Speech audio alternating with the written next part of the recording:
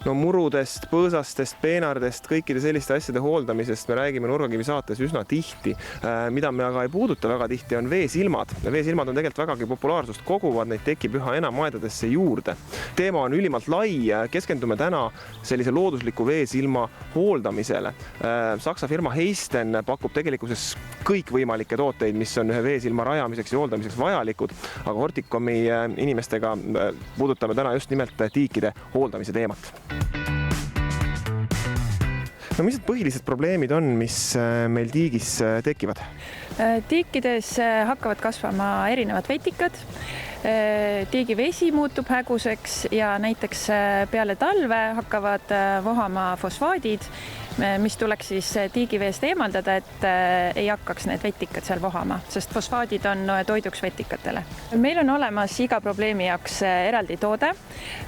Hetkel näiteks peale talve soovitame kasutada vetikate pidurdajat, mis siis eemaldab veest fosfaadid, et vetikad ei saaks hakata üldse vohama. Siis on meil teine toode on häguse vee selgendaja, et kui vesi on muutunud häguseks, näiteks on sinna tekkinud õietolm või ka vetikad, siis kasutades häguse vee selgendajat saate te omale selge ilusa vee. Ja siis on kaks erinevat toodet vetikate hävitamiseks, et universaalne vetikate vastane vahend ning siis eraldi niitvetikate vastane vahend. Nüüd erinevad sellised ained, kuidas nii-öelda elusloodus kalad selle ainetega hakkama saavad? Heisneri tooteid on lubatud kasutada kaladega tiigis, kuid kindlasti peab lugema hästi hoolikalt kasutusjuhendit ja doseerima väga täpselt, et üle ei doseeriks. Kasutamisest võib-olla natuke lähemalt. See üks aine oli selline, mida kasutada just nimelt kevadel. Nende teiste ainete kasutamise aja kohta, kas on ka mingisuguseid soovitusi? Tegelikult jah, seda ühte ainet vetikate pidurdajat võiks kasutada peale talve ja tegelikult ka enne talve.